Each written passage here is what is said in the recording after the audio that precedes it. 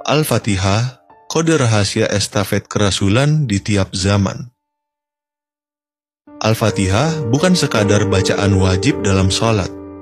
Ia adalah doa inti yang menggambarkan posisi spiritual seseorang, apakah ia seorang imam atau makmum. Ketika Al-Fatihah dibaca oleh seorang imam, maka doa ihdinas syiratal mustaqim menjadi permohonan agar dirinya diberi petunjuk untuk mampu menuntun umat di jalan yang lurus, sebagaimana para nabi dan rasul sebelumnya.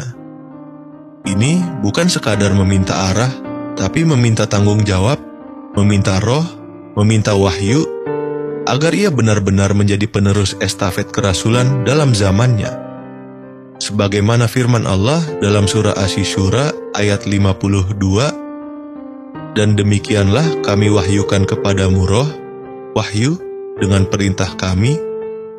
Maka imam yang membaca Al-Fatihah sejatinya tengah memohon agar roh itu, petunjuk ilahi, diturunkan kepadanya, agar ia tidak hanya menjadi pemimpin formal, tetapi menjadi imam yang hakiki.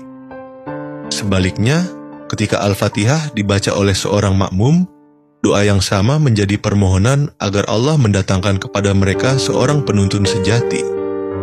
Seorang imam yang mendapat petunjuk, seorang rasul yang membimbing, sebagaimana para imam sebelumnya. Dalam hal ini, mereka sedang menjalankan makna dari surah Az-Zumar ayat 69. Dan terang benderanglah bumi pada hari itu dengan cahaya Tuhannya, dan diletakkanlah kitab, dan didatangkanlah para nabi dan para saksi. Makmum mengharap agar saksi, imam pembawa cahaya, dihadirkan dalam hidup mereka. Al-Fatihah menjadi cermin dari struktur spiritual umat. Ada yang diberi roh untuk menuntun, dan ada yang berdoa agar didatangkan penuntun.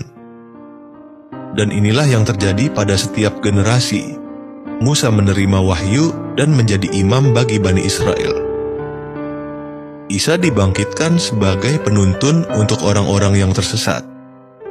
Muhammad hadir sebagai pembuka jalan yang membangkitkan kembali kenabian dan kerasulan, membacakan Al-Quran, dan menghidupkan cahaya petunjuk bagi siapapun yang ingin menempuh jalan Allah. Inilah rahasia Al-Fatihah yang turun di setiap zaman ketika seorang rasul hadir. Di mana ada imam yang diberi petunjuk, disitulah Al-Fatihah hidup. Dan di mana ada umat yang berharap kepada seorang imam, disitulah Al-Fatihah menjadi permohonan suci.